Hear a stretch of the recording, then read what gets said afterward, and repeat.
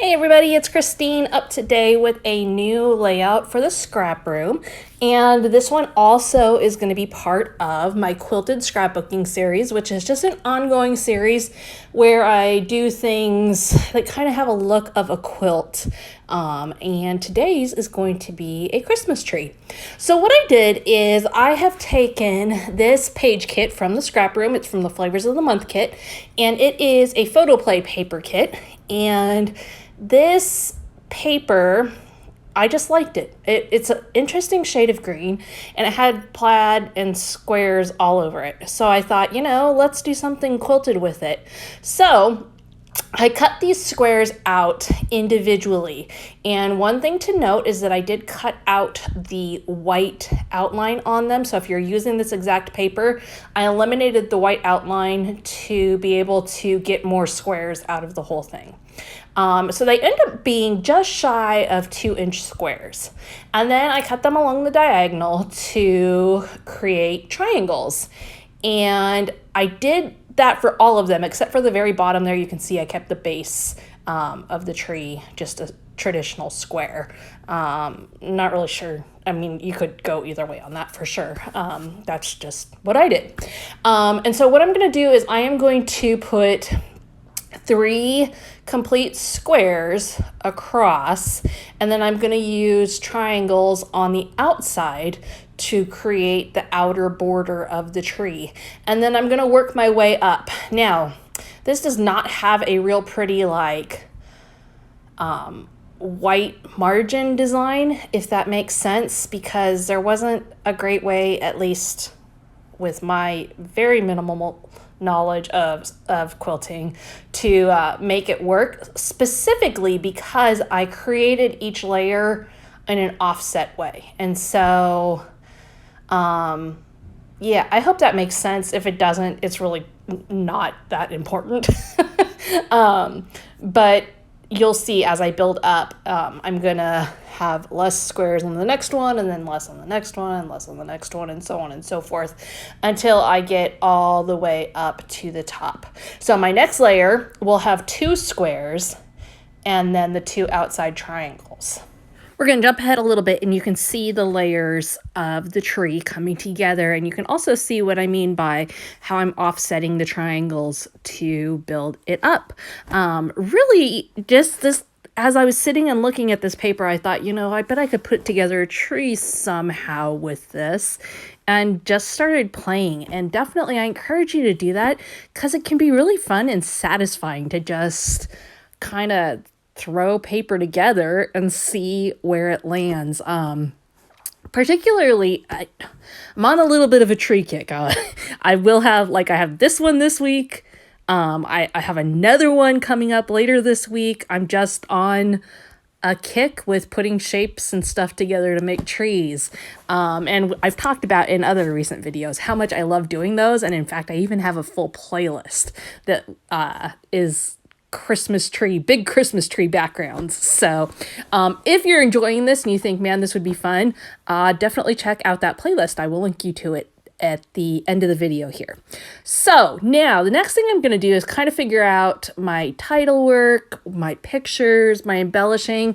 I went into this planning to use pictures of my daughter from Christmas Eve last year, because I thought that the blue-green of her dress really went nicely with the shade of green in this collection.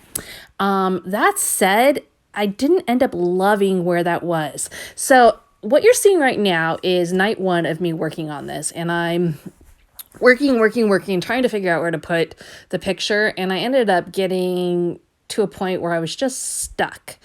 And so I decided to stop for the night, walk away, and come back with a fresh set of eyes in the morning. And sometimes when I do that, I come back and I'm like, oh, I do actually like that.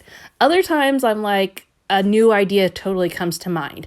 And in today's case, a new idea came to mind, and that was to use the banner that you see down there that says Happy Holidays. I wanted to use that as kind of a stop point for my pictures. So what I did is I went back and I printed off some new pictures in a smaller size, and I matted those with red. And these are just some silly selfies of my daughter and her best friend last year at Christmas time. And honestly, they were exactly what I was envisioning when I started to come up with where I was going with this layout. So I had in mind like some kind of smaller pictures, selfie style, to go with it. And so I went in and just kind of looked for it. And it's kind of an unusual approach for me. I don't very often have like that specific of an idea with pictures and stuff, but this was definitely one of those cases. So I ran with it, and I'm actually really happy with. I feel like the silly pictures of them really were perfect for the whole layout. So right now you can see I tucked the two of them in there down by the title, and then one up top. And again, thrilled because I was able to get multiple photos on there as well. The other picture of my daughter was cute, but it just felt very barren, if you will, as far as it was just this one small photo on there and a lot of white space. And so this was a good way to be able to work this one in, and not have it be quite so plain. So the next thing I'm going to do is I'm going to add Holly and Jolly on there. And you can see that I put Holly on there flat, and then I'm going to pop Jolly up using some 3D foam circles from Scrapbook Adhesives by 3L. And you can see like I'm already starting to have this whole thing come together to be a more detailed layout, but fun and whimsical and lighthearted as well, which is great for 2020, right? Now I'm going to go ahead and add some presents underneath the tree. So I'm going to use a combination of a couple things here. There was some ephemera available with the page kit and embellishment kit, and so I'm going to use those two because they look like presents just because they're square, and obviously the one that says fa la la is not necessarily a present, but the other one is clearly a present. So we're going to roll with that. And then I'm also going to use some of the stickers from the 12 by 12 sticker sheet and work those in around it and create a whole little scene down at the bottom of the layout. Because I've got a variety of sizes of presents, I want to figure out a way to bring in some additional balance down there. So I'm actually going to bring in these cute little mice, and I'm going to put them in around the presents as well. And it helped to bring a little balance. It also helped to break up the tight lines that I had going between the squares and the triangles. It just added a little bit of softness to the whole layout. Now at this point, I feel like the top of the layout is lacking a little something, and I like this red squiggly line sticker. So what I'm going to do, because it's not 12 by 12, I'm going to add something to it so that I can stretch it out. So you can see I just trimmed it right there. I'm going to add in ho ho ho, and then I will put the rest of the red squiggly line at the end there.